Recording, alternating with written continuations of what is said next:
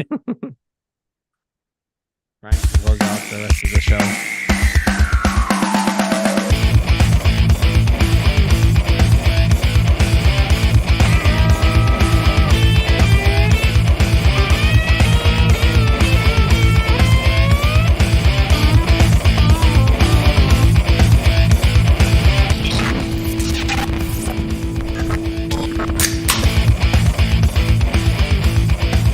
Welcome to Beerfield. I am your host, Chris Hopper, at Beerfield Hop with two P's on X, joined by at Beerfield Theory, at Ryan Miner _FFB.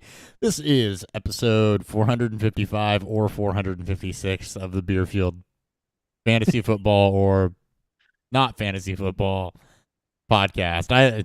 My numbering schemes were different between audio and YouTube, so I just went with the higher one. Love it. Because we're driving to 500. So. Love it. Yep. Nope. That's good for me. Yep. Me too. I thought Ryan was going to say something, like try to correct me on the numbering, and I was, boy, No, I'm looking at it. Trust don't. me, I'm looking at it right now. Boy, don't. No, I think 450. It's 456. Well, because it's 456, right? Yeah. That's what I thought. But 455.5. No, 456. I'm actually at one point going to go back and see where all I doubled up numbers and do a correction at some point, I think, too. Because I guarantee you I've done it somewhere over the course of the last, since 2017. Guarantee you I've done it. Now come to find out we end sooner than you think. You're like, oh shit, we only have like the rest of the season left and we're actually done. Well, I was doing the math in the car the other day. They won't know. I was doing doing the math in the car the other day. Like, I wonder if I do have 40 episodes worth of doubled up content. And I'm like, probably not. No, but if anything, it's probably like 2 or 3. Well, yeah, I mean, I might get an extra 5 out of it at best, but still. Anyway, that's not the key. Well, we had a show, week 7. Thursday night football check-in right now, by the way. Jaguars are beating the Saints. It is 14-3. That's correct. 14-3. Travis Etienne has both Jags touchdowns. Trevor Lawrence is playing and running, it would appear. He is running. Christian Kirk leads the Jags in receiving. And, yeah, not a lot going on for the Saints right now. So, anything interesting happens, we'll keep you updated. Other than that, we got a bunch of news to get into, some lowball trades, good amount of injuries. We're going to talk some fantasy trades, and then we're going to go ahead and get into a couple different things in our recap segment. Recap, which has become more of a strategy or whatever we want to talk about segment. Dan's got some stat adjustments to talk about. He learned a little bit about how Sleeper actually does that, what they do and don't show. We talk trade etiquette because there was a conversation on that popped up in one of my leagues, and we haven't done that yet this year. And then we're going to talk injury handling, given kind of the rash of injuries that have come through along with bye weeks. We're going to talk some strategy around how to handle injuries and questionable tags to major players or normally starting players, and what you can do about that. Just some of what I ran into setting my lineups, really. We'll do a quick preview. Before we do all that, though, we're drinking. Let's talk about that. Yeah. What's fueling Beerfield?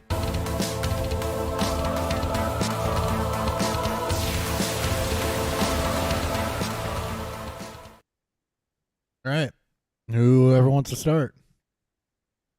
Okay. All right. I'll say I start because I have a shitty beer because I suck because I don't have time this week to grab anything. So I grabbed those in my fridge. What's your shitty beer, Ryan? I have Founder Centennial IPA. I mean, it could be worse. It could be worse. I know. I mean, it's a beer I've had on here many times, so it's like nothing new. It's just simple, basic. Have you had Centennial? I don't know if you've had Founders a bunch. I don't know if you've had Centennial. I mean, it's pretty obvious what the beer is, but I don't know if you've had that on. Really? I don't think you have. You've had everything else from Founders that's IPA related, but all right. Well, never mind. It's not a shitty beer. I take back everything I said previously. Delete that, and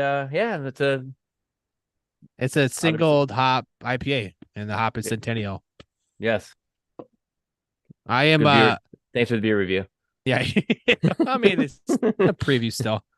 I am drinking, not only is it Kansas City's first black-owned brewery, it's actually Missouri's only black-owned brewery. So this is called Vine Street out of Kansas City, Missouri.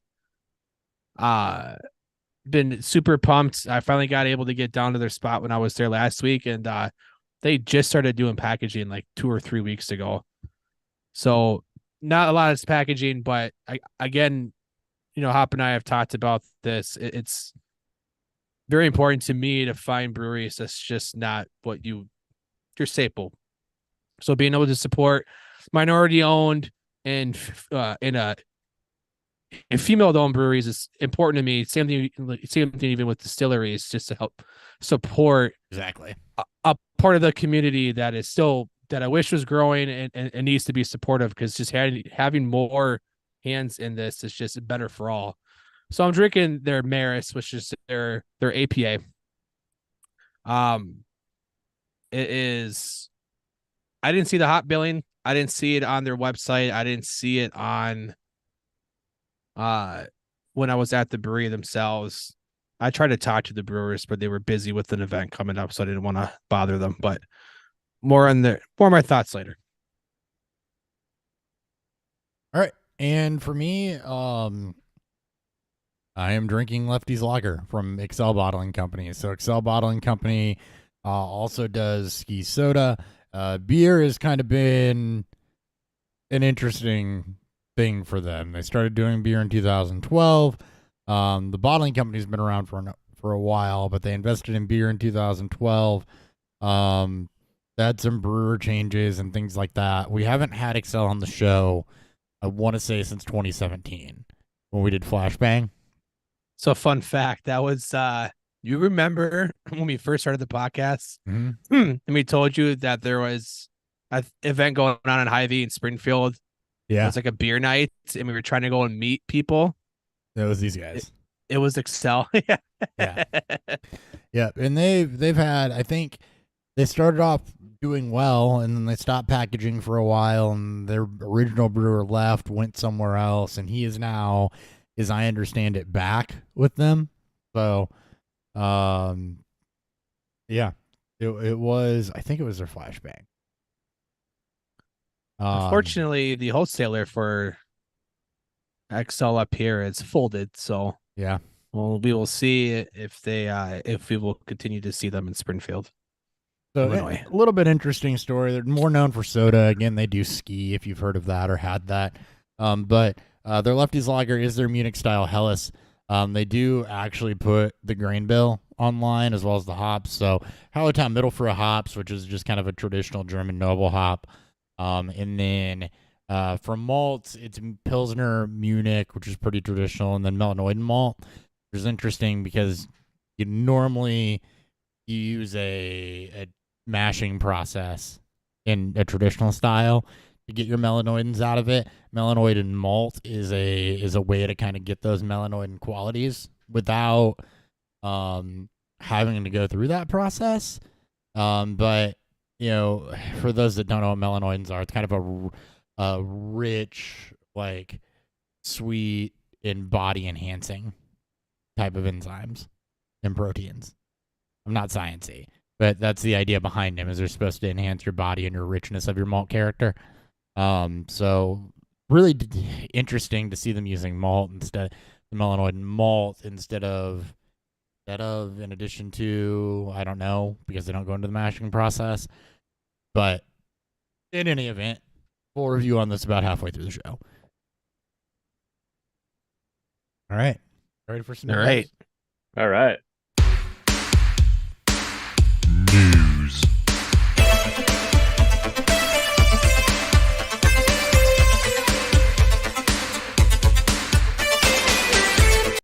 All right. Greg Dulcich came back and immediately re-injured himself, so he's likely going to this week. Justin Fields left last week's game, so a lot of injuries last week. Nothing season-ending, nothing really significant, but definitely things that are going to cost guys weeks to multiple weeks. Justin Fields is going to avoid thumb surgery after dislocating his thumb. He is likely to miss this week. Really going to come down to when he can grip a football again. Tyson Bagent, the undrafted rookie, is going to start. He'll be backed up by Nathan Peterman and Trace McSorley. So he is also starting against the Raiders' backup quarterback, is Aiden O'Connell, because Jimmy Garoppolo won't play. So backup quarterback versus backup quarterback in that one. Bagent, UDFA, liked his talent, came in last week, and, offense had a little bit of life, but kind of garbage timey. So, yeah. It was, he made a couple nice throws. Sack, fumble, hurt, and then threw the pick. It was, about as you expect. Yeah. From a undrafted rookie, from a rookie first real action. Yeah, pretty much anybody that's not a first-round rookie pick to come in, first-round quarterback pick to come in and play their first game when they weren't expecting to start or play. Indeed. Anything, Ryan? No, makes sense. Nothing to add to it. Yeah. Christian McCaffrey plays on Monday night, open the week, as it did not practice. You'll pay attention to that. They play on Monday, so this is their first practice of the week. DMC normally doesn't participate in the first practice, so really what you're watching for is Friday, Saturday practices with him to see what his status and state is. Kind of the same thing with Debo as well. Neither injury was expected to be serious.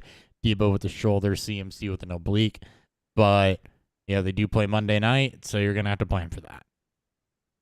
Jordan Mason. And hopefully, more before you get to Sunday. Seriously. Yeah. Go ahead. I doubt he's available because I'm sure he's one of the. I don't know if he's the highest priority, but he's pretty up there. But yeah, go handcuff McCaffrey potentially with Mason, who filled in nicely when McCaffrey officially left the game. He and Zach after trying to come back.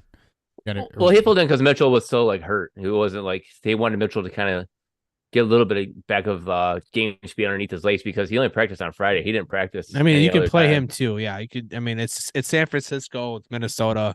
Yeah, they're pissed off. They lost the Browns. Brock Purdy looked like dog shit. It was a bad Moody kick too. Browns have a really good defense. Moody. Though. They have an historically good defense. I learned watching New Heights. I did too. All right now. Yeah. Yeah, they do. Best Browns defense since the 60s, I think, was the stat. Was it just I thought it was overall defense. The least amount of yards given up in their first 5 games since LeBron stat. Yeah, since the 60s. LeBron stat. All right now. Under 1,000 yards allowed, though, which is pretty good through 6 weeks. Pretty good, yeah. That's insane. Pretty incredible. Pretty good.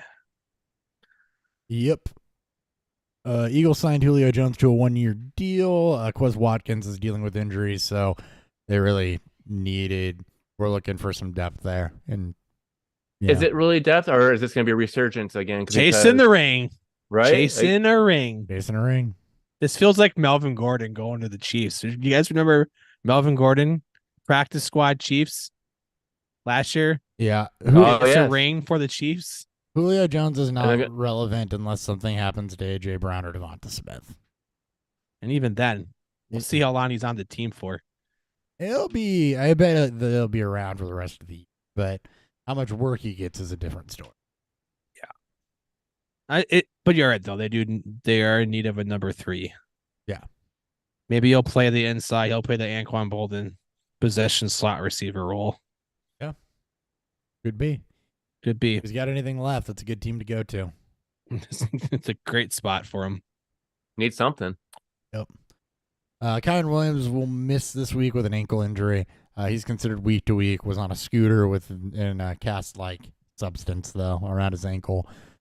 So a bunch of roster moves followed that for the Rams. Royce Freeman elevated from the practice squad. Myles Gaskin signed away from the Vikings practice squad to the Rams active roster. Darrell Henderson signed to the Rams practice squad.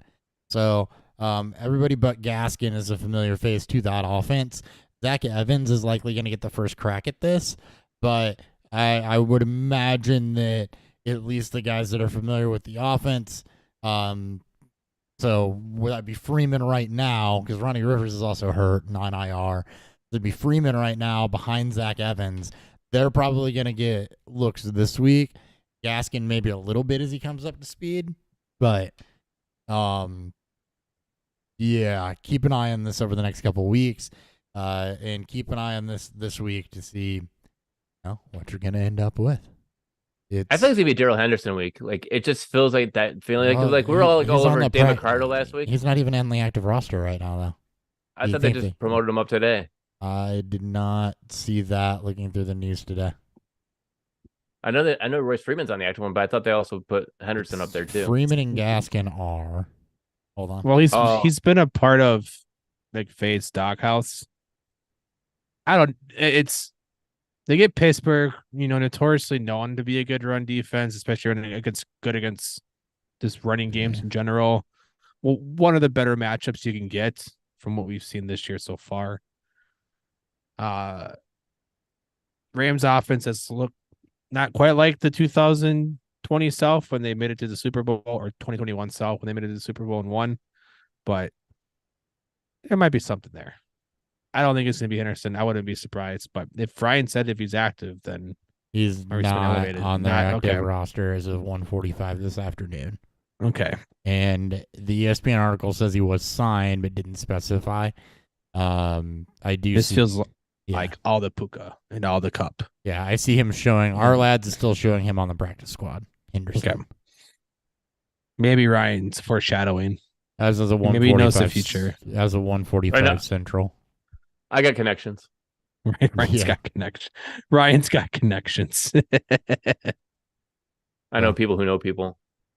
And he knows the offense, right? He very well could be elevated this week once Kyron's officially out. It would honestly make more sense than Gaskin. Yeah. But they had to sign Gaskin to their active roster because he was already on the Vikings practice squad. Yeah. It feels like one of these guys probably won't make it to the end of the week. And they'll elevate one potentially, but this is how quickly can you pick up where do we want you, and then if not, then fuck off. Next week. And honestly, I like Zach Evans. I think him getting the first crack at this is a good call. Smart. We've all liked Zach Evans. Yeah, we all like Zach Evans. Yeah. He's a compact and explosive rookie. It was funny because he was such a Debbie darling. Yeah. He was John Robinson. He was, absolutely was. TCU, right? Yeah, started at TCU, then ended up at Ole Miss. Ole Miss, that's right. He was. I also think he was a 5-star recruit too. Yeah, he was. Ran into some off the field troubles. I think team troubles with TCU before he got fuck off all the hell. But my notes. The talent's there. The talent's absolutely there. Yeah, my notes on Evans were he's an explosive between the tackle runner. Wasn't asked too much in the receiving game. Showcases good burst and speed to the outside with good pad level. Stiff arm is excellent. Very easy to land in a committee with plenty of upside to his game, especially if he can form any sort of receiving floor. So he's between the tackles banger type of player that I think is going to fit that role nicely, and then expect Royce Freeman to get some receiving work. Yep. He was just stuck behind good running backs at TCU. He was stuck behind Kendry Miller and then Quinshon Judkins at Ole Miss. Yeah. But end of the day, there was a lot to like there with him on this film in particular. Yeah, opportunity is golden right now because running back suck this week. Well, and if he shows out whenever Kyron does get back, you could end up in a committee approach there. Which I wouldn't be surprised if Kyron comes back after the bye. If they just hold him out till the bye. And that's what I saw too, is that the Rams' bye is week 10. So, they could not put him on IR and just bring him back in week 11, which would make sense. If he progresses faster than that, then maybe week 9. I think week 8's out of the question if he's on a scooter and in a cast still. So, but I think after the bye is probably the most likely. I think you're right there. And they already lost Ronnie Rivers, so they're screwed on that point. Yeah, he's at least 4 weeks there, so he wouldn't be eligible to come off until week 11. They just added him. And the bye week doesn't count as a missed game. Nope. So, Jamal Williams was activated from IR for tonight's game. We can give you a live update on this one on where that's going. He has 4 carries for 14 yards. He looks like vintage Jamal Williams from Green Bay. Yep. Not a 3.5 worse team. average. Just on a worse team because the Saints can't move a football. Dude, Kamara's got 7 catches on 8 targets in the first half. I love that for me. Olave's he's doing his best Gabe Davis impression. 2 catches on 7 targets. 17 yards. It's a true Gabe Davis 17 impression. yards. We're going to get a 50-yard touchdown, though, At some point. I mean, he dropped one. He dropped a couple easy ones. It looked like. That's depressing for me. Yeah. And Christian Kirk, do you guys think Christian Kirk is the wide receiver 1 over Calvin Ridley? Yes. So do I. I think he's the 2A to his 2B. Who's one? I don't think there's true at ones. I think they're both 2s. Aren't they just But yeah, it's technically ones on his team. 1A, 1B? I call him 2A, 2B. What are the stat lines? Ridley's got no catches. No. Kurt's Season, not tonight. Yeah. I know what tonight's are. I think they're pretty close still. 26 on 44, 363 and 2 for Ridley. Kirk's above. Kirk has more than that. Kirk is 5 more targets, 120 more yards, same number of touchdowns. Well, you had 4 more targets of that and 45 more yards. So yeah. So. He's it's doing all right. They're both wide receiver 3s with 2 upside. Yep. I like Kirk as a wide receiver too, but that's just me. I like to live life on the edge on this. That's why I call them both 2s. They're 2A and 2B. That's the fantasy joke. 2s. They're fantasy 3s. You're a fantasy 3. Thank you. Welcome. Compliment for Dan. Yeah, I feel like I've earned that role. I'm going to go sign on the Bears now and be the number 2. It's actually him rating your appearance out of 10. Oh, that is so true. I am a wide receiver 3 out of 10. Deebo Samuel missed practice on Thursday. We already talked about this. He left with an shoulder injury, I think. He Ayuk week. He plays Monday night. Ayuk week potentially, which most receiving work is an Ayuk week at this point. Ray McLeod actually got more work than Jawan Jennings. Should he not play? Just a heads up there. Jawan Jennings' snap count stayed relatively even. It was Ray McLeod that took over for Deebo when he went out. Yeah. So just a little depth chart note. If you're the Deebo manager holding out hope he plays and you need an emergency stash, we'll talk more about that strategy later. Jimmy G is going to miss the Raiders' Week 7 game against the Bears. Talked about that already. Terrace Marshall has been given permission to seek a trade as we approach the deadline. He's been getting some volume in Carolina, hasn't really done anything with it, so I don't know. That's the trade bait volume. I jokingly saw somebody said, why don't you pair him back up with Cincinnati? You can trade Marshall plus for T. Higgins. I'm like, how much plus do you have to add to Marshall to get T. Higgins? Send him to Denver. All of it. Send him to Denver. All of it. That's true. At least send him in a package to Denver for Jerry Jeudy. Yep. Done. Send it. Higgins. It feels like how much do you want to pay up? Well, you want to pay up more for Higgins, or do you want to pay less for Jeudy? Right. Well, and quite honestly, I guess it obviously depends on. I mean, Jeudy was a 900-yard receiver last year. I don't want to shit on that too hard. But no, his whole career has been pretty marred with injury and kind of not living up too much to his hype, but it's been hurt a lot. Terrace West. It probably costs. Higgins is probably a day 2 pick. Yeah. Judy's probably a couple day 3s. Be my guess. Maybe day 2. Maybe. That'll be interesting because I think they can probably find a partner for Marshall, but they could package with some things if that's what they want to do, or it could be another move like we've seen with guys like Chase Claypool, Mecole Hardman, where it's just a swap of late round picks and here's a player. I mean, that's probably what's going to happen. It's probably more likely. It's probably like Marshall and a 6 for a 5th or a 4th. Yeah. One of those two. Yep. That feels like the most common. Oh, fake punt. Nice. Fake punt. And they got it. Did it work? They got it. Give me a Trevor Lawrence touchdown pass here, please. Thank you. Nope, ETN run. I bet Well, the no, under. just I pass it. bet He the can pass it to ETN. I'm good with I that. bet the under. So just a field goal. Do that. I want the ETN run.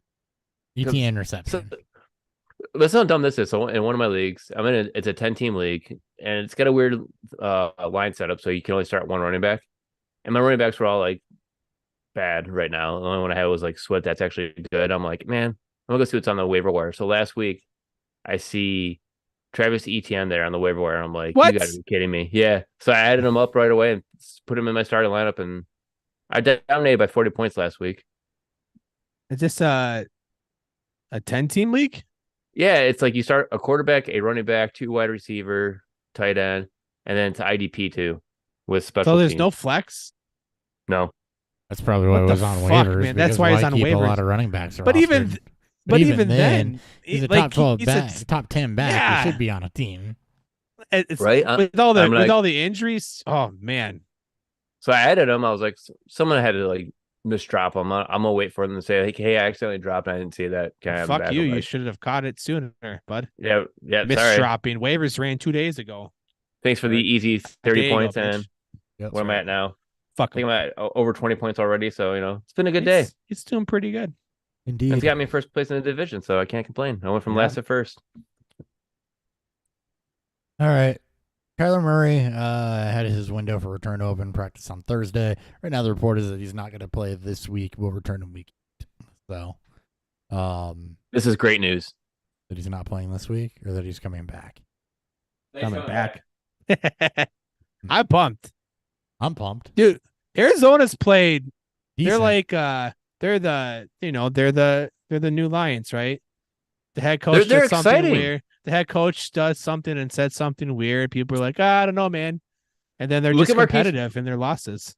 Look at Marquise Brown right now. I mean, he's They could Wide probably receiver trade. 3. They could probably trade Josh Jobs and get like a 5th-round pick for him, a 4th-round pick.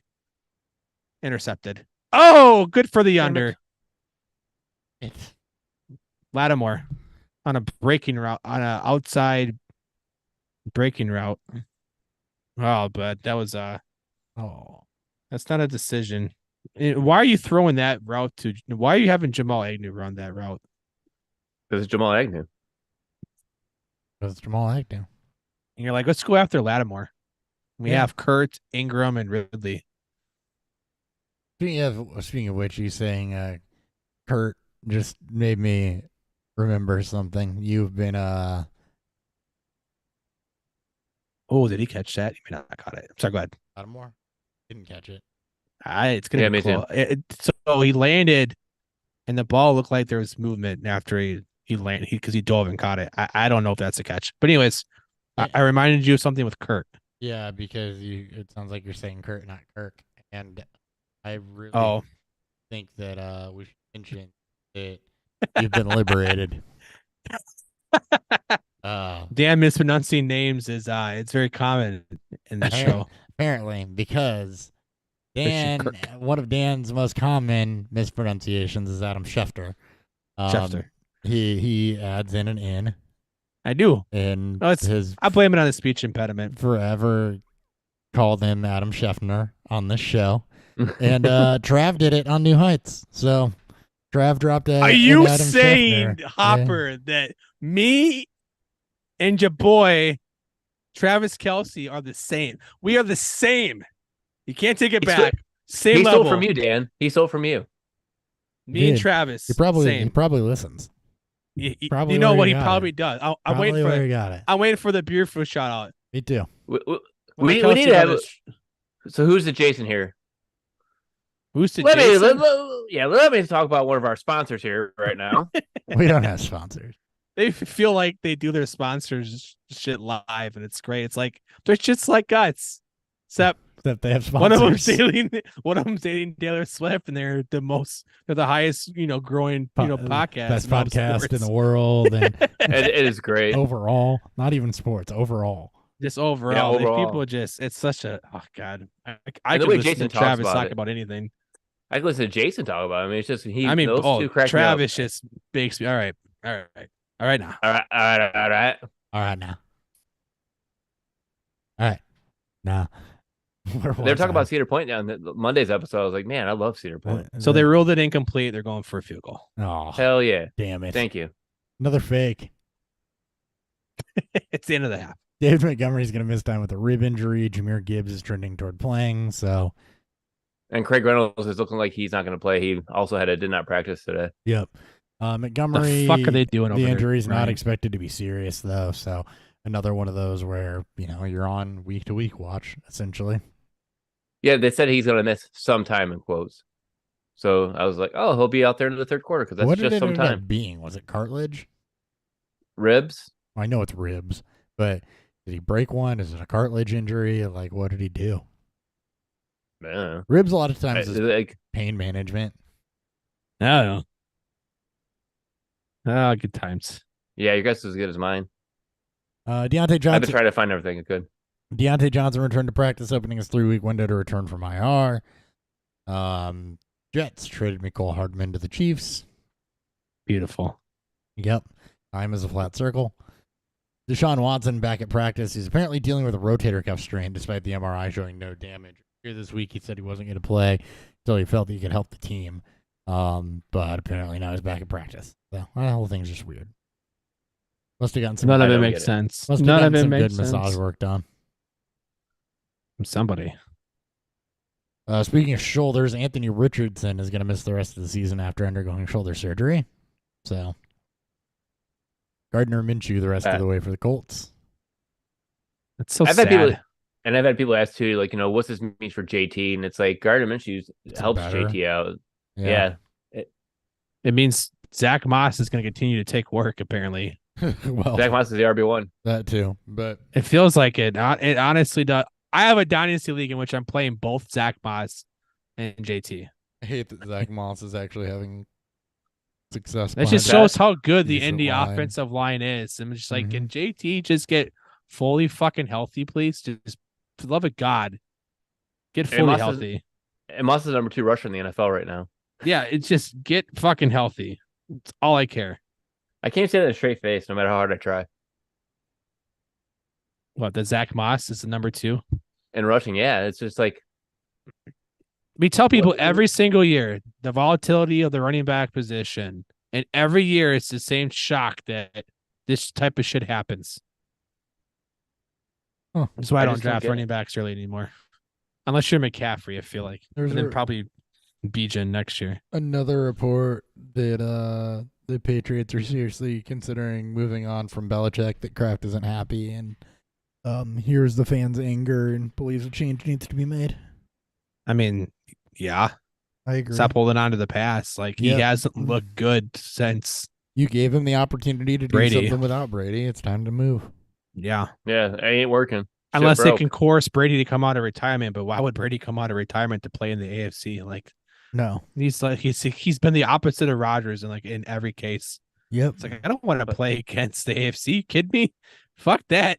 Yeah, that shit's hard. I left the AFC for a reason, guys. Like, right. I'm going back. I'm going to San Francisco when Brock Purdy gets hurt. That's live look of Tom Brady in his living room. Yeah. The Anthony Richardson news, though, as we just mentioned, is better news for the running backs because you don't have him taking rushing work or goal line work. It also is probably better for the wide receivers because Minshew is a better passer at this stage. Now I wonder if Anthony Richardson, this is going to be something we'll see more with him being this injured.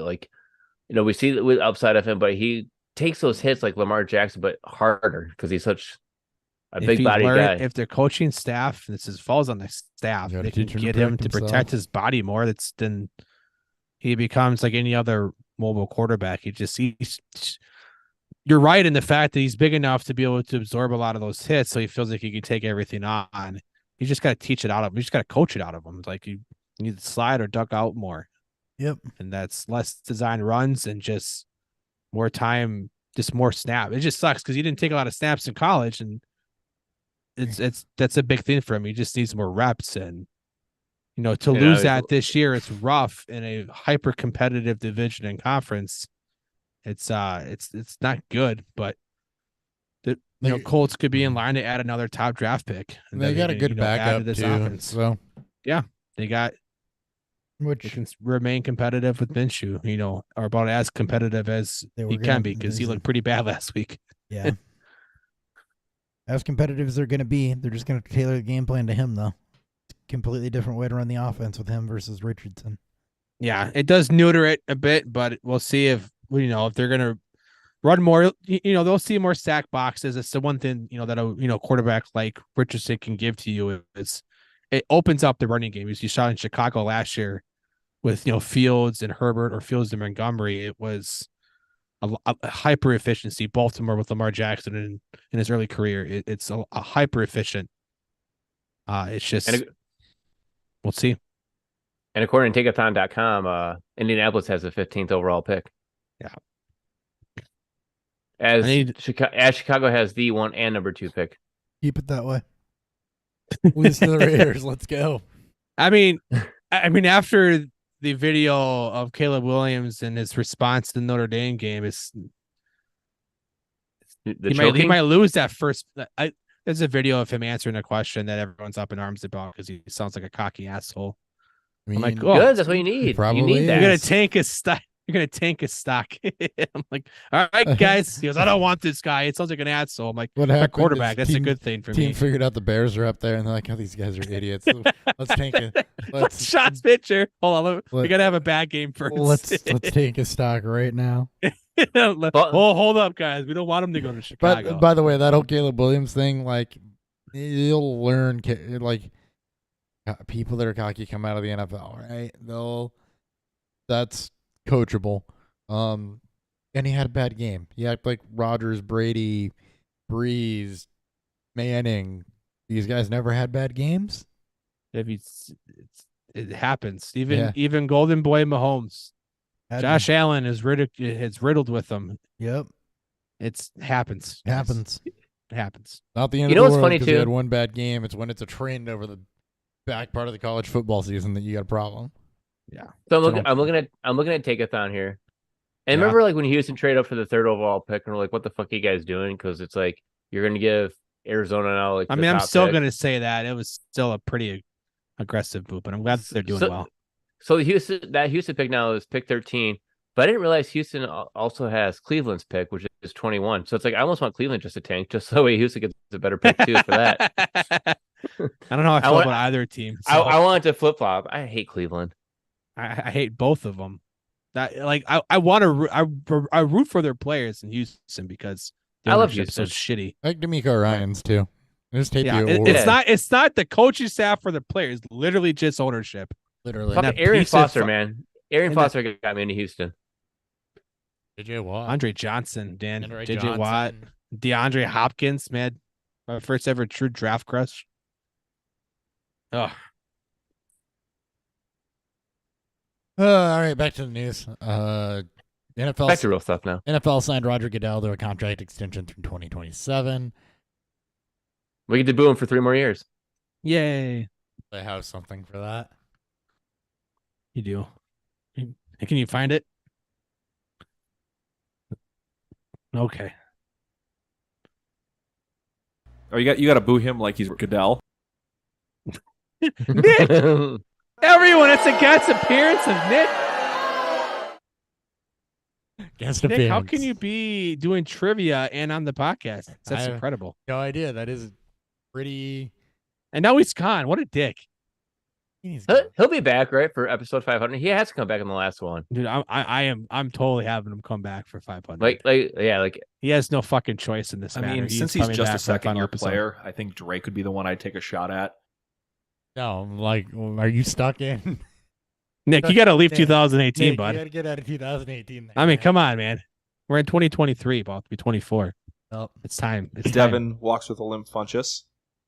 Come on, man. He's not even the buddy. NFL he's anymore. not even in the NFL. I know he's become a tight end, but that's kind of rude. Yeah, a little.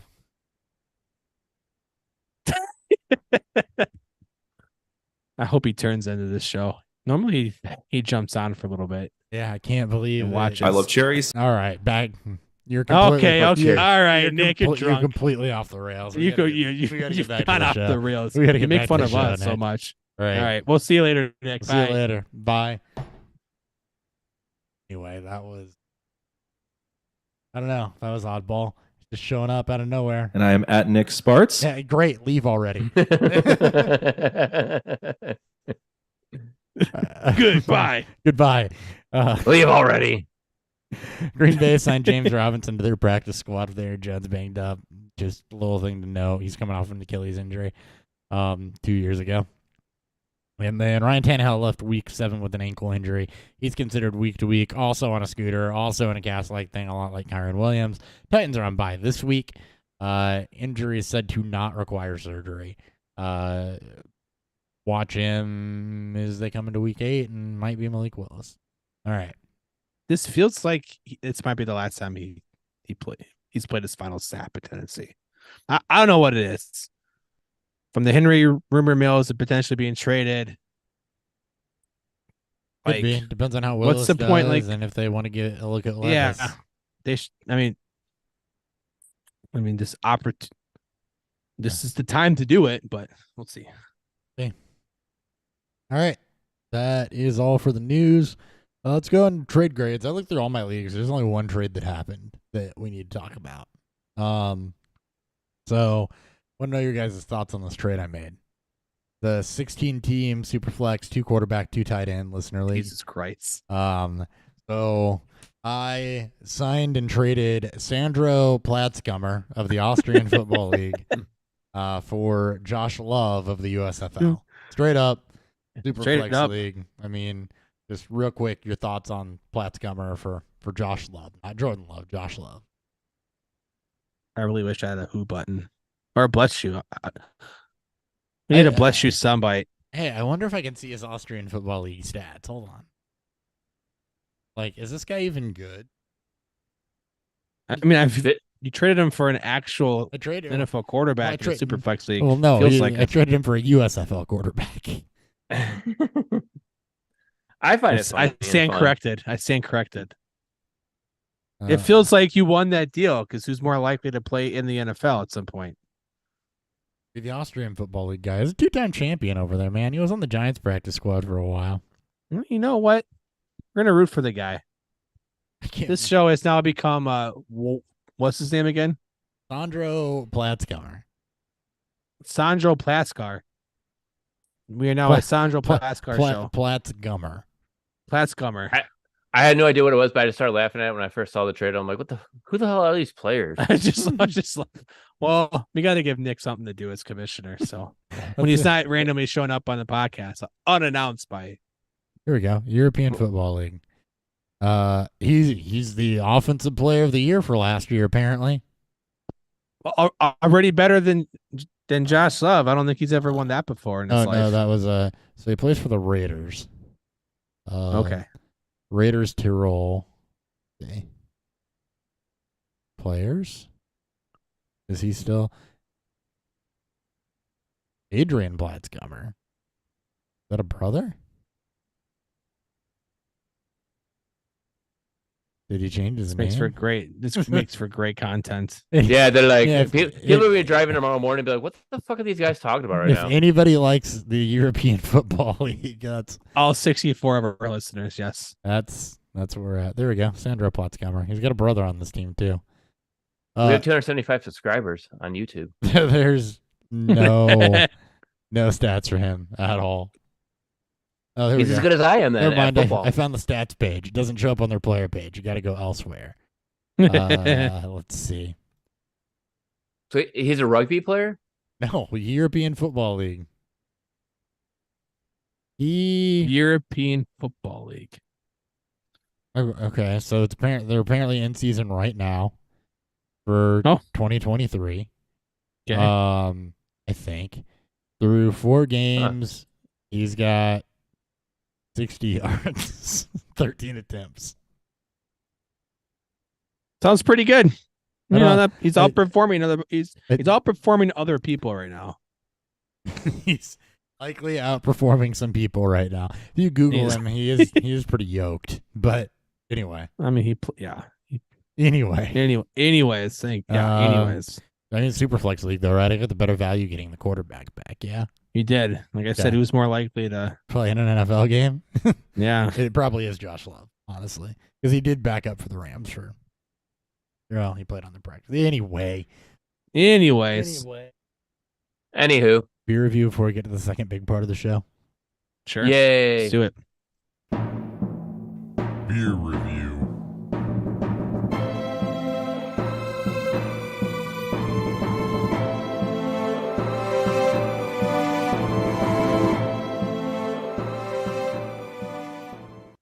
Okay. Somebody was campaigning for Winston? Keith was. No. Or he said that Fitzpatrick was campaigning for Winston on the broadcast. Well, I mean, And I said that we all want Winston. everybody and wants that. And then Oh, they're yeah, that'd be like, fun. and they're like, no. I'm like, fuck you. Don't. We want fun. I absolutely I want to want see that. W's eating. W's eaten, balls thrown downfield. Like, I don't Yeah. care if it's on target. I want to see some fucking air Unleash- yards in this game. unleash the the beast. LASIK and- dragon. Fuck it. Olave's down there somewhere. That's exactly what I want. Fuck it. I want nothing more Marshall than Lattimore's down there somewhere. I want Yeah. nothing more than fuck it. Olave is down there Oh somewhere. man, Yeah, that's how I like to play that'd be football. so. too. It's Fuck so it. good. It's so good for fantasy. The Indeed. so neutered fun. Winston that we've gotten in New Orleans, no one wants that. It's awkward. It's not even fun. Let him eat No, it's those like missionary W's. sex. Let him eat the dubs. Let him eat the dubs. All right. Ryan, go ahead with your Centennial IPA from Founders. So it's very, very delicious. Actually, it's Centennial hops, like you said earlier in the episode. It's got a nice, strong, bitter taste to it. Comes in at 65 IBU, so it has a nice, I feel like, more aroma to it. Very hoppy, very dry at the end, so it allows me to drink more because I'm actually almost done with my second one now since we started. So yeah, and it comes in at 7.2%. Not a bad beer at all. It is a true. Wait, it's Centennial West Coast hop, or is that in Michigan? Is it a Michigan-born hop? I don't remember. Oh, look. You want to go I feel ahead and like, yeah, The Centennial hop itself, or are you talking about the? Yeah, it's South? either, so- it's either most American hops Most are of either this- Washington or either Pacific Northwest or Michigan. yeah, very very popular growing states. So again, as Hopper struggles with noises, I am drinking Vine Street Brewing, Missouri and Kansas City's only black-owned brewery. I'm drinking their Maris. This is their APA. Very tropical. I was thrown off by the coconut because that says nowhere that there's coconut in this beer, and I don't know what hops gives off coconut. But I will admit, the first taste I had, I was very concerned that it was spoiled. HBC 472. Okay. No, seriously, HBC 472 Oh, gives no, off yeah, coconut. I was very. There's another one too. Hold on. I was very taken aback by it because I doing a lot of beer, quality control study. You tend to pick up on the things that would give off. Sabro is the other one. That gives Okay, off a bunch of coconut. Sabro probably makes more sense, but a lot of breweries like to use experimental or newer hops. So, generally when you get coconut, it's almost always the first thing you taste. It's very predominant in beer because it gives off a buttery-ish type of feel. Yeah, if it doesn't have body, it kind of diastole. Yeah, and that's where the difference comes in because you still get the malt characteristics to it. It still has a bitter, earthy finish, or a slightly bitter, earthy finish. It's still a very overall juicy IPA with a lot of coconut undertones to it, but it does, finish. It does have a maltier finish to it as well. So it's very good. I've been very impressed with what I've had from them, and every time I get back to KC, I make it a trip. I make sure to make it a trip down to see them. All right, Dan. So are you a fan of coconut then, or no? I'm more so a fan of coconut and beer. I like it paired with more darker or more heavier beers. Okay. But one of my brewery's biggest because I hate coconut. Like I hate. so it's not going to taste. It's not like you're eating a coconut. No, It's going to give off very tropical, very kind of. Some people like to, which is not going to probably help my cause to this. Some people like to point it out. It's almost like suntan lotion because it just gives off. That aroma very, smell. Yeah, it gives off a slight buttery-ish, which is why some people will also make fun of it for tasting like popcorn. It's just it's a very predominant taste. Like it's one of the first things you taste in any beer that has has coconut or uses hops that will give off coconut aroma, you will most likely get that first. It's very powerful hop or taste in beer. Sounds good. See, sounds Yeah. better now because like a lot of people will be like, oh, I'm not a fan of coconut. I don't want to try that. And me being not a fan of it, that's why I asked that question. It's generally paired with other beer to kind of help soften it. Pineapple is a popular addition with it.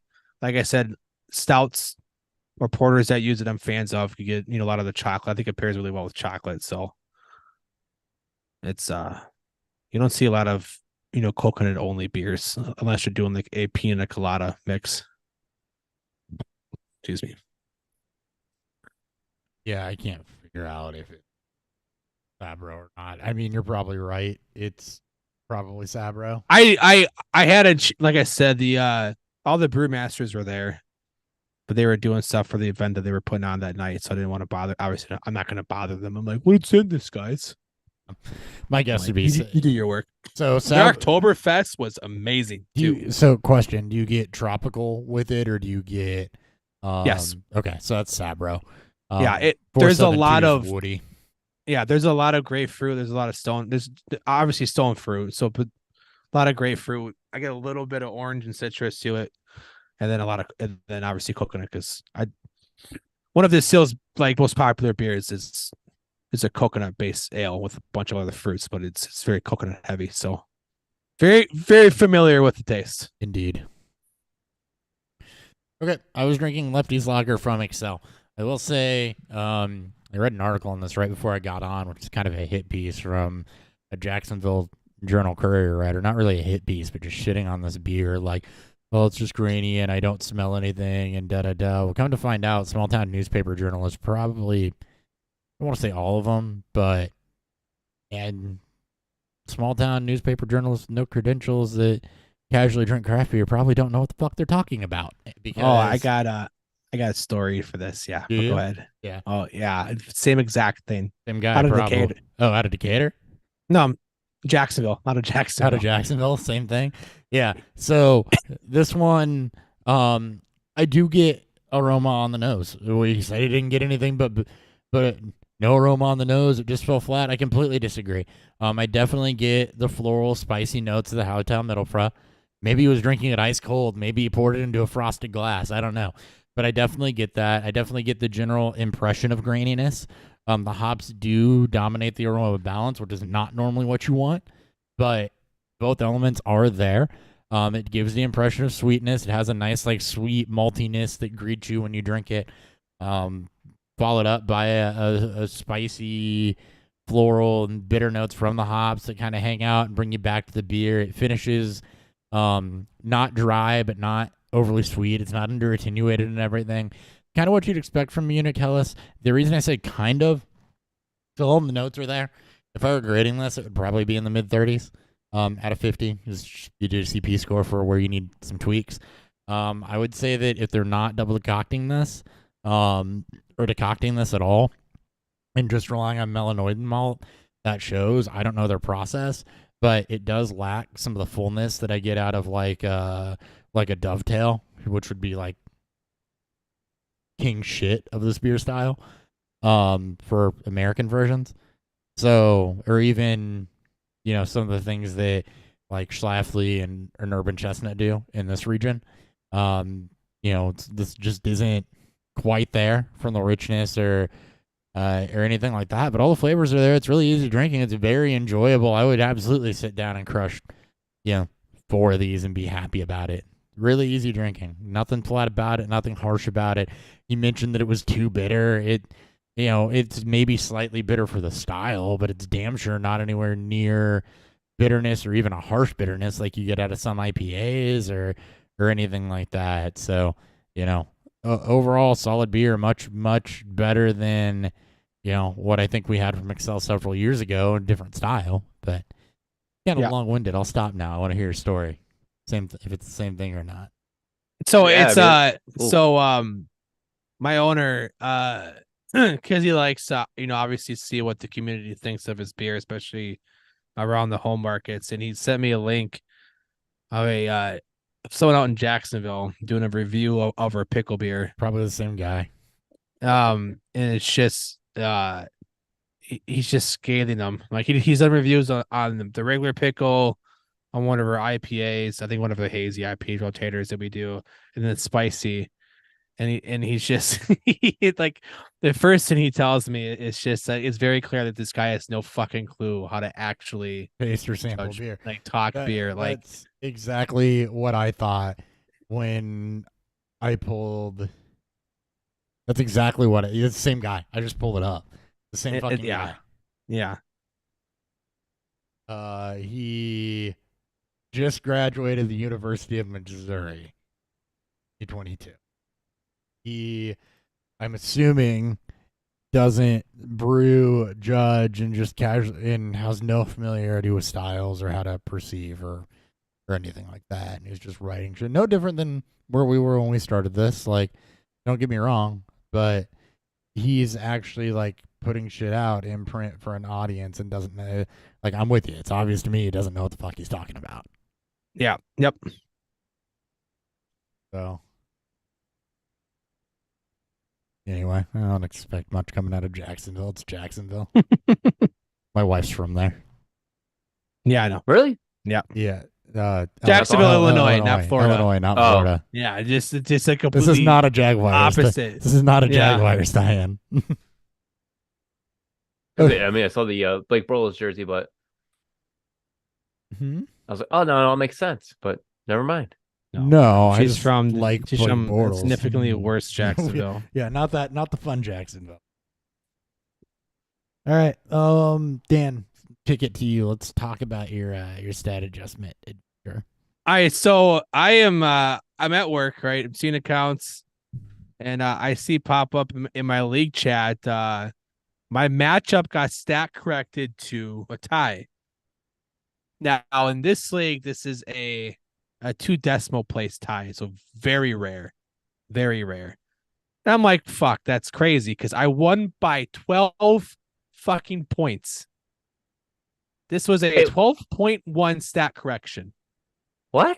Yeah, I've never heard of that. Like, it was fucking insane. So of course, I go into the league history. I go into the league settings. I pop up stat corrections to see what's up.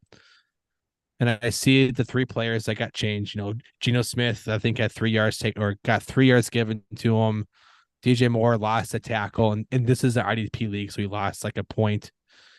And then that was another player or something like that, like either gained or lost something. Like it basically came out to I was supposed to lose 1 point. So I'm like, what the fuck? So I messaged Sleeper, emailed their service and their support, and I was like, this feels off. Like, this is 12 points. And then I'll read the response that they gave me here. Pull up the league. Basically, he said, sorry for the confusion. The stat correction page only shows official league corrections that happen up until Thursday. Any adjustments our stat provider makes to match NFL stats won't show up in the stat corrections log since it's not an official league stat correction. That this means that the weekly report does not imply that matchups are final. Which we knew because we knew the weekly report comes out on Tuesday and stat corrections normally don't hit till Wednesday or Thursday. So we knew that part. But what's insane to me is that this happened nowhere. Like I have 15 sleeper leagues. Your boy supports Sleeper, and this has nothing to do with Sleeper itself. It's just I have a lot of the similar players in these leagues. You know, a lot of my leagues are dynasty, and I checked Twitter to see maybe someone else mentioned. This is the only thing I've seen no one mention this. This has happened in none of my other leagues that I'm in, and it went from me winning by 12 points to a flat tie, which is fucking nuts to begin with. But yeah, especially in IDP for you to be anywhere near a flat tie. This is it was I don't know. Honestly, it feels insane that your stat provider for this one league was off by fucking 11 points. That's a lot of points to be off. Like, I could see like a half point, 1 point at max, but it's like being off by 12 points. And me losing a point, I mean, that's also, I mean, with IDP, it does happen a bit more. Solo tackles become assisted tackles. Again, that's not, sacks become assisted sacks. Again, that's not super uncommon, in IDP, but 12 points. I'm looking. That's nuts. I feel like I'm That going to is wake nuts. up tomorrow and check it, and it's going to Be fixed again. correct itself, because what player would have gotten that much of a boost? And I feel like that would have happened unless a touchdown got doubled twice. It just doesn't make sense to me at all. I don't know. Yeah, because you were at 220. You were the high scorer. Yep. Yep. Efficient manager. And I tried to click to see if I could see my roster for that week without going into my roster tab, because the roster tab is going to show up as it's been corrected and same. I added up all the points to make sure it was right on that end, but it was just I have no way of seeing Yeah. if it I can't even go compare with my other ADP league because I can't see what players were docked, right?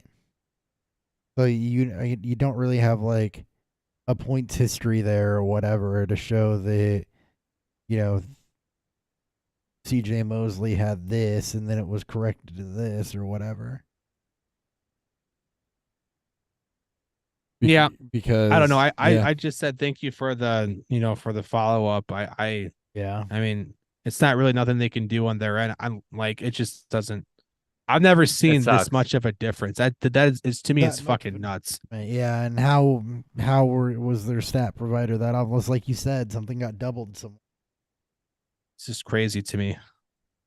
Yeah, what was the big change if it wasn't a stat correction? Yeah, but mistakes happen, I guess. Yep, right. And I guess it just depends on who's feeding them their stats. I probably can see this because the weekly. I bet I can see this. Hold on. I'm going to investigate this right here, live, on air. Makes for great radio. Let's go. Makes for great radio because I can see that. Great. So great for your morning drive in. So you were 220.65, which shows in the weekly. Yeah. Well, no, the team performance is adjusted now. Yeah, no, yeah, but it shows you as a top scorer at 220 and shows everybody else's scores, right? Yep. So I wonder if I go to Jim Bob's.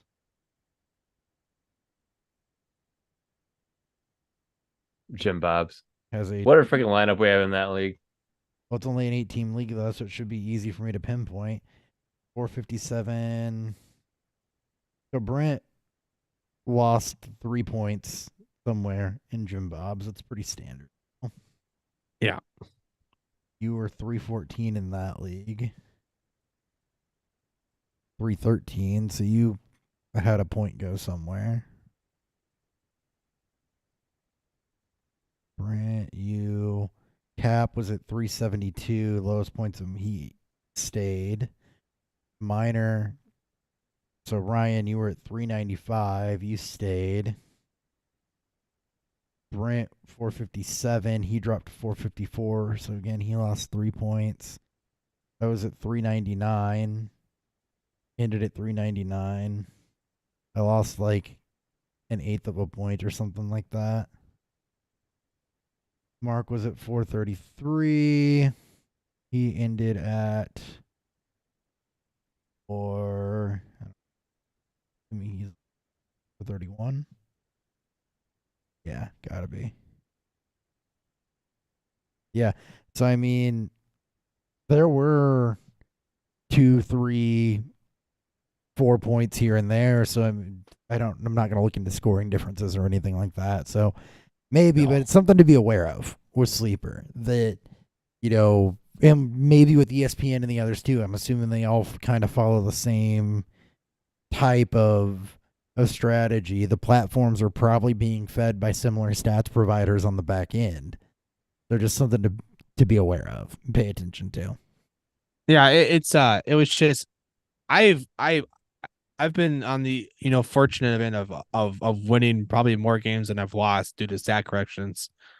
I just have never seen a provider be that off, right? It's the first time I've ever heard of a provider being this off more so than a stat correction, which you can generally find most platforms will list off the stat corrections, which is what you'll know about. It's just insane to me that it was on their back end. Yeah. And this is by no means calling out sleep or nothing. It's just fucking wild to me. 12 points and it turned into a tie. It feels like it feels like it was changed on purpose, but it's just just nuts to me. I posted it on Twitter for those that want to look at it. And then they have that half. Now that's a heck of half point. So now you're like, are you in or are you out of the playoffs? We'll see. I bought into this team. This is the league that I made that wild trade for Hurts and Jefferson. I lost, Jetta to to the IR, and That's Rich hard. was involved. Interception. Pick six. Not fun for the over.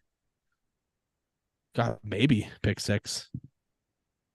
Speaking of a good league, though, what about kickers matter? Yeah, Ryan Got just, two 6-0 teams going at it right now. Yeah. pick six. Who picked sixth? Jacksonville. Fuck. Damn it. We got a game.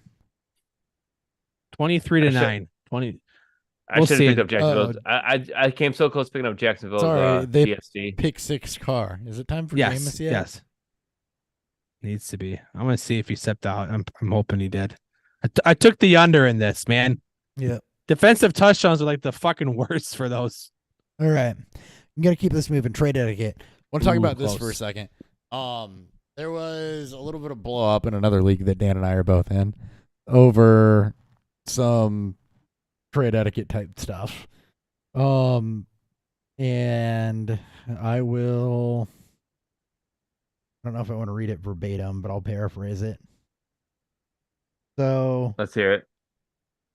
the end result was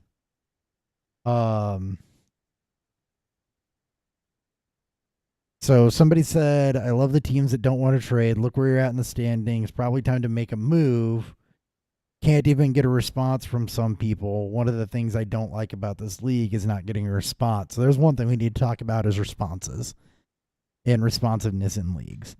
Another guy fired back. You can always leave. We all think differently. Trade doesn't always work what the other person wants. If a BS trade is constantly sent to people to the point that it's laughable to even consider it. There's another response which basically called out a trade that was considered laughable that was rejected. There was a response to it. And I agree. It was not a solid offer. Yeah. It happens. Ryan, just so you know, that offer was Flowers and Younghoe Koo for Amon-Ra and Jake Elliott. So it's a thing. It wasn't a good offer. Dude fires back. Every trade I send out is based on trade value chart, which sounds like for him it's a personal value chart. Whatever. A lot of back and forth there. So first off, let's talk responsiveness in trades. So you should always have the courtesy to respond to a trade offer. That doesn't mean you have to message somebody, but you should always have the courtesy to at least hit the decline button. Even if you think it's BS, you should have the courtesy to hit the decline button or hit the accept button, right? Don't just let them sit there when you see them. If you need to think on it, you need to think on it. But you should have the courtesy to respond to trades, first and foremost. You can, at that point, make the decision.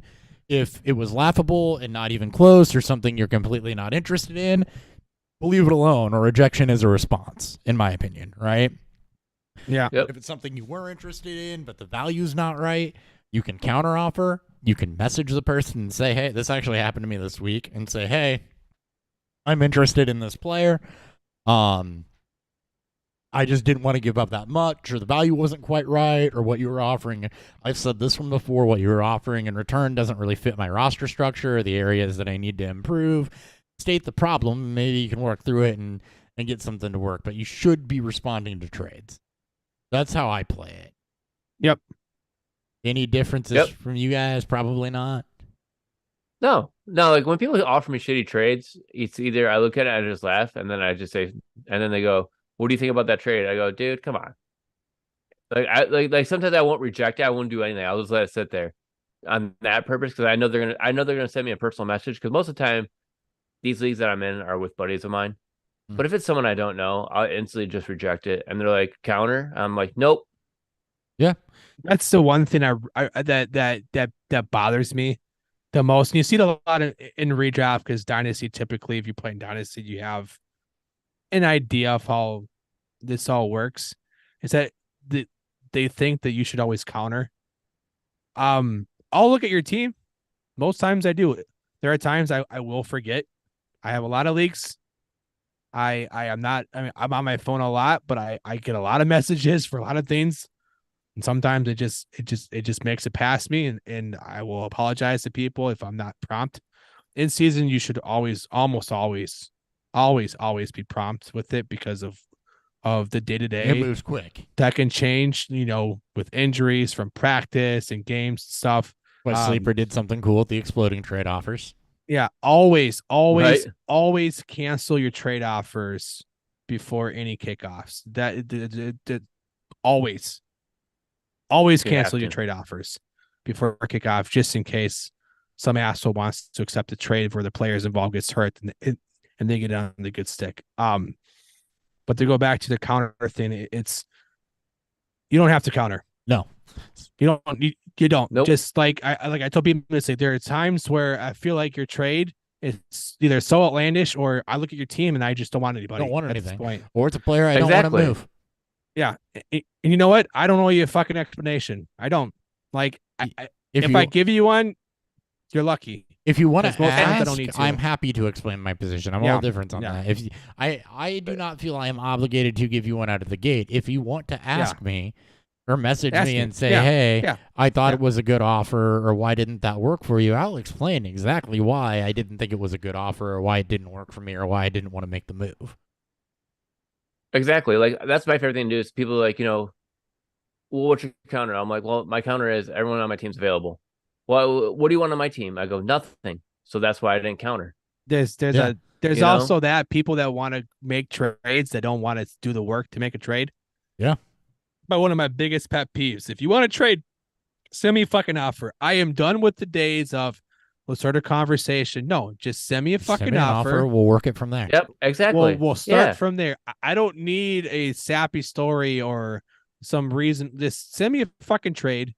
This is what I want. This is why. Like, just send me the fucking trade, and we'll start from there. Yeah, or just ask, do you have any interest? I got one of these today. Are you interested? We're in leagues together, so I'm not going to disclose, but Yeah, I know. Are you interested in moving players X, Y, and Z? I'm rebuilding in this league, and they just said, I understand if they're young.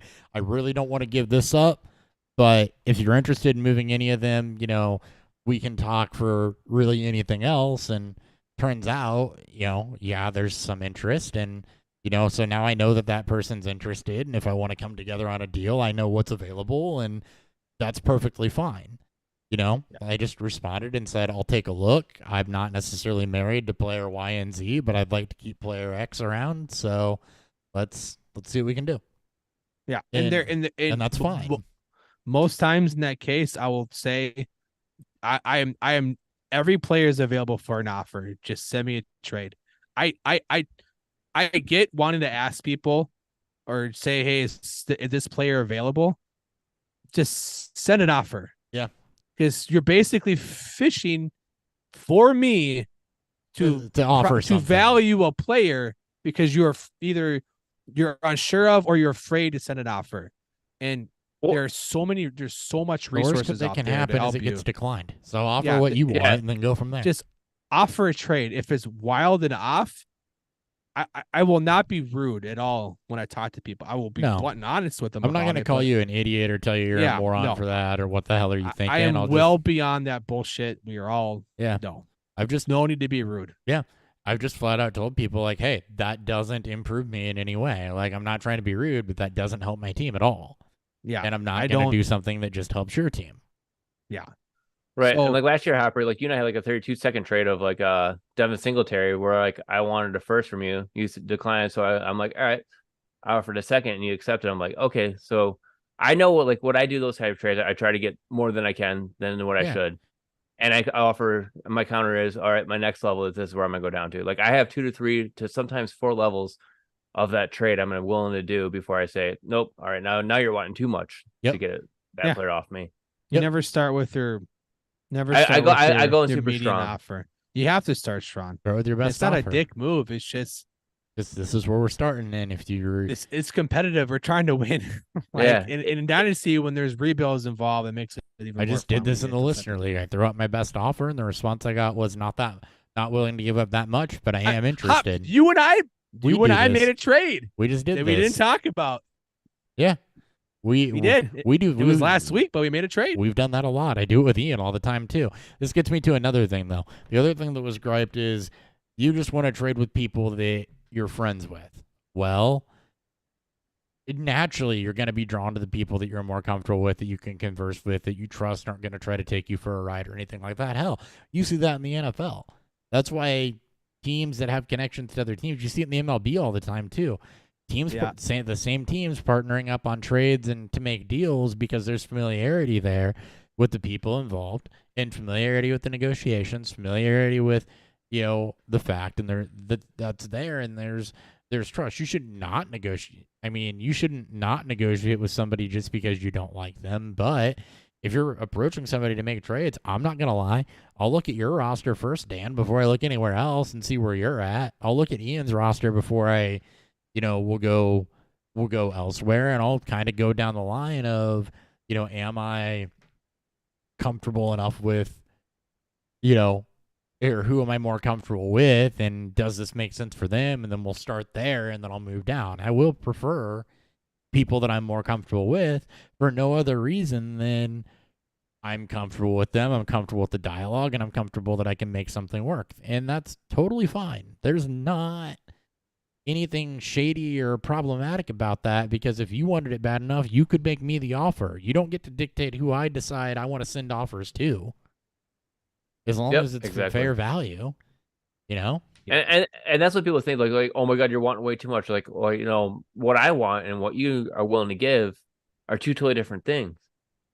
Like sometimes, if you want that player, you have to overpay for them just because they're that good. It's like, what are you willing to pay for if it's one of the elite tier players? That's how you got to look at it as. Yeah. Like right now, like I look at like Jahmyr Gibbs as like one of the parts I like to buy because I feel like, he could explode, but then it could also bite me in the face. And like people are like, well, no, I want this and that. I'm like, well, he hasn't done anything. Yeah, but he could. I'm like, yeah, he could, but he hasn't done anything. So this is my offer. Yep. But he could. Yep.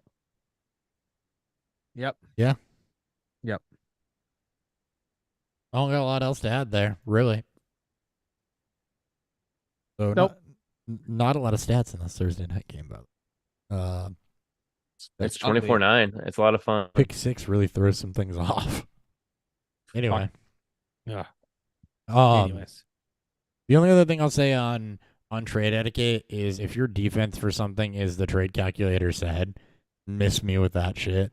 Miss everybody with that shit. The trade calculator says this is a good deal. Trade calculators are fundamentally flawed. You two want to go ahead and go into why? I like to use them to build trades. I know how to value players. I've been doing this for a long time. A lot of leagues are getting a little bit different out there. A lot more scoring and stuff like that to get more balance to the league. I like to use calculators to help build the trade or to help see where the trade's at in my mind. I'll always have an idea of where a trade's at initially. I like to use calculators to help find a way to bridge gaps. Am I overcorrected or undercorrected? But I also use one that I trust, one that I know is more in line with how I view and how they build it, because I've been using them since their inception of using it, and it's a trust thing. But if your only excuse to why you send a trade out is based off a calculator, that's where you're absolutely wrong. It's a good tool to use to build and to see value, but it's not a set all be all. You just have to get it. have to get away from this idea that it's trade out calculators are the only thing that's valued properly, because you can't, especially in No. Dynasty. And you hit the nail on can't. the head on that one, because Dynasty leagues are going to be any way people view it. It's a good. I use multiple ones. I'll kind of look at it as a reference, so that because these other people are going to be looking at it, because they go there's so many calculators out there. It's there, so it's like, okay, so they're going to look at it. It could be KTC, it could be anything else you use out there. So I kind of use those as a reference to be like, well, if you look at the calculators, they're fine. It depends like who you're going against. Like using against us, I don't use really calculators because I know you two and I know what you kind of like. So you if you know what the manager that you're going up against wants, or like how they like to trade, you can kind of piece it together that way and say like, hey, I know Yeah. I'm gonna have to overpay, but it's only this much more. It's no big deal. Yeah. Or or you can say like, hey, I know this guy reads this like KTC like a fucking Bible. I can give him this, and I know I can get that player off him, no problem. Perfect. Yeah. I would tell, do not use KTC. For the love of God, stop using KTC. KTC right now it's all reactionary from the community. And don't use ESPN's built-in one either. For the love of shit. That one's fucking dog shit. That like, oh my God, is that one's bad? Trash. Did you see the new KTC one? No. So it's T. Higgins straight up for Nico Collins right now. Oh God. 1-for-1 deal. I'm like, you got to be kidding me. I'm like, I will send that. I will send that all day long. Here's Nico Collins. Give me. I'm excited about Collins, but so I need to see a little bit more. Week. Yeah. The way Dan uses them though is how you should use them. It's not the be all end all. You can use them to start and make sure in a vacuum your value's right. But that's basically how they're flawed. Is everything is in a vacuum. It doesn't outside of standard league settings. It doesn't take into account any unique roster configurations or depth of rosters for the most part, or anything like that. It doesn't take into account how rookie drafts work, how scoring might be done different in some unique ways. It doesn't take into account roster construction, right? If I really, really need a wide receiver, but you're offering me running backs that are equal to my running backs that I'm trading away in value, you're not helping my team. I'm just moving laterally, right? And it's not. Yeah. And this is what there's one guy I have this conversation with at least a couple times a year, which is, there is nothing wrong with the value of your trade. It just doesn't fit what I need. Value player for player in a vacuum, it's pretty even, but it's not structure-wise. It doesn't help me any because I'm just moving laterally at this position without getting better at this one. And, when really I can afford to get a little bit worse here because I need to get better here. And it doesn't take that into account. That's the other way in which they're flawed. That's why you're an idiot for rejecting this. The trade calculator said it was good. Doesn't hold any water. Yeah. Like, no, the one I use has their they'll adjust the algorithm that they're being used to calculate value. Are you gonna just keep saying the one that you use, or are you gonna shout it out so that our 35 listeners? No, I don't want other people to use it. No, so it's the Dynasty Dominator app by Player Profiler. There you go. Absolutely worth the money spent, like $10. And they've updated. I think it was 5 or 10. I don't remember, but either way, they go into it a bunch to help be as, I won't say accurate, but to help give you the best idea of what you should be doing. They have 3 settings outside of doing the separate league settings and some scoring, because you can't get too crazy with it. It does not have any IDP functionality, but IDP is very far behind in that part. Not their fault, just how the community is. But they'll have options to set to how they want to do their algorithm based on their calculations to win now, neutral, and rebuild. Yeah. I actually don't know the breakdowns, but they'll value picks or players higher in that regard to help build trades out that make sense. And they worked out ways to where it starts to devalue one of the more common things you see newer players that use trade calculators for, and that's bunching a bunch of players to equal value to one good player, right? It's the shit pool for one good player. It's a very common move you see in redraft. Not a good one either. Yeah, in this league, it values gaining bench spots because that'll allow you to add more players and give your team more that a top movement talent. Yes, it starts to devalue when those clump deals. So get theirs. One of my favorite apps to use, and that's the only app I use to help build trades. I'm hoping at some point they introduce IDP, but that's one of the first fundamental things I changed. Now, with them, they also like to be aggressively ahead on players, both good or bad. So values can fluctuate, but it's still one of the better apps, and I would highly recommend using it. Sure. Touchdown oh wow, didn't get it. Damn it. 4th and goal. 3 straight runs, nothing. They're going for it. Yep. Well, they have to. 4th quarter, down 15. Yep. So injuries. I want to talk injury strategy just for a minute because this is the first week that's come up where there's you had a lot of buys and you got key players that are pretty iffy playing in primetime slots. So it's a little difficult when you're in that scenario. It's a little bit of a gamble. Couple things to note. Know your practice statuses, right? If a guy is not practicing at all, odds of him playing very, very slim. Practicing in a limited fashion through the end of the week, you're probably in a true game time decision scenario. Full practices, you're almost guaranteed to be good. That's piece of advice 1. Piece of advice 2, put them in your flex. We talk about not having Thursday night players in your flex for obvious reasons, but in this scenario, put the latest player you have in your flex spot. Taysom Hill. Yep, Taysom Hill. If they're, this is how much I don't care. I'm just gonna keep going. Yeah, no, you should. Sorry. If you have a questionable player playing on Sunday night and you have players on Monday night, okay, don't put the Monday night player in there. Put the injured pride and time guy that's questionable in your flex spot so that you have maximum flexibility of what to do with that. That way you're not position locked. The third piece of advice, have a contingency plan. You're not almost guaranteed, unless they're already on your roster and you happen to have a good matchup, you are not going to have a like-for-like replacement.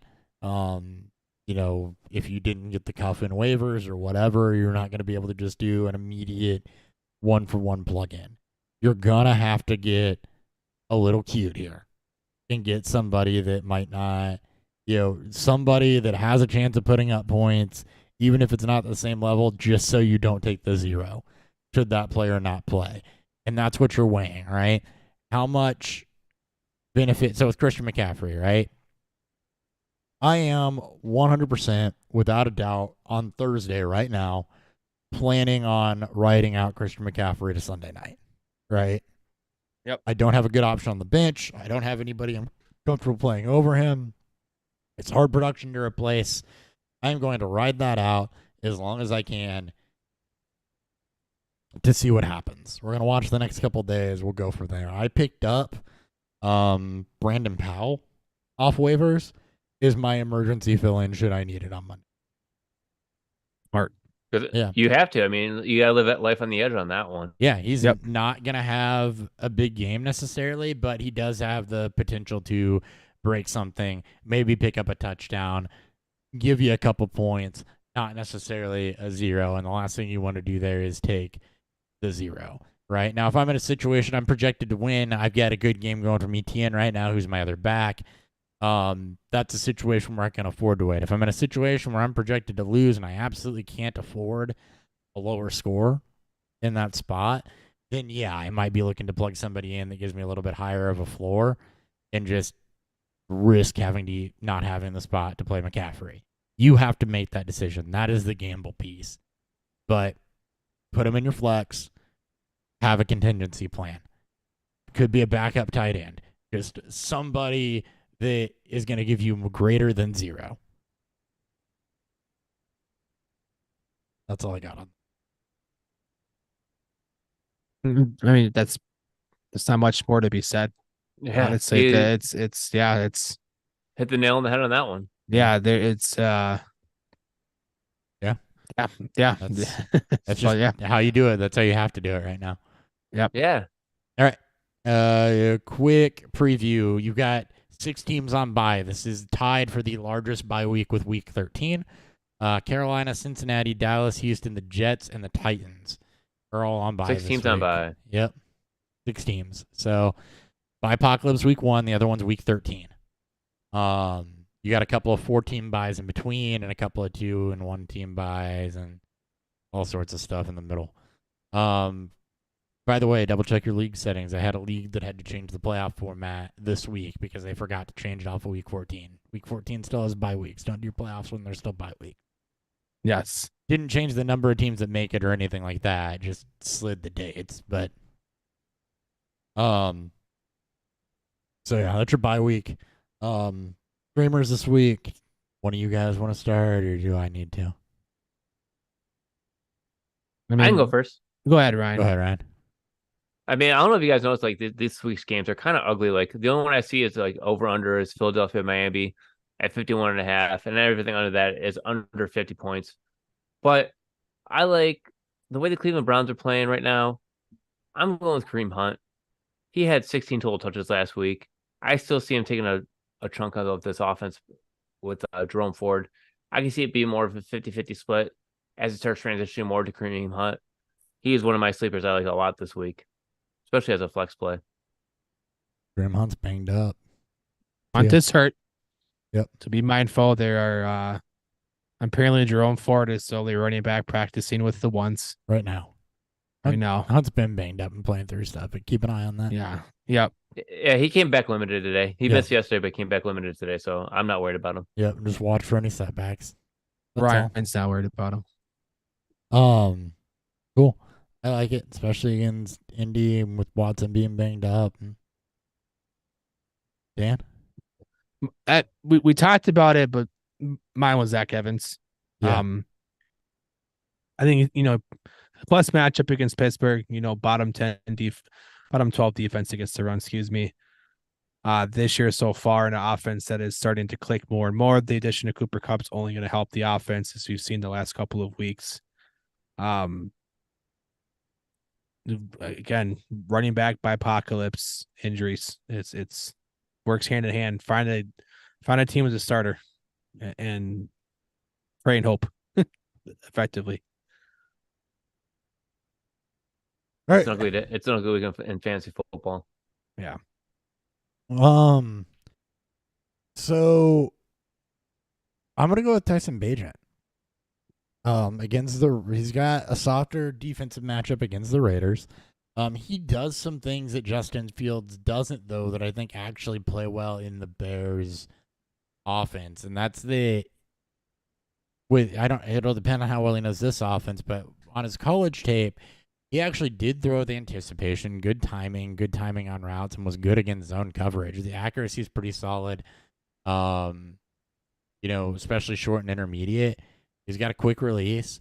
Bears offensive line still tied, just like last year. They're tied for first in pocket time, or Fields is tied for first in pocket time.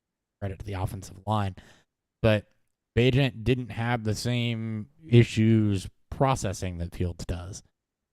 He also does still have some of that ability to extend plays. Now, he's not Fields athletic, very few are, but he does have the ability to extend plays and move a bit. So his Senior Bowl was really, really good. Again, we're saying all this stuff about a UDFA that's starting his first game, but he shines on short to intermediate timing routes, which is also kind of a DJ Moore specialty, is better the at game.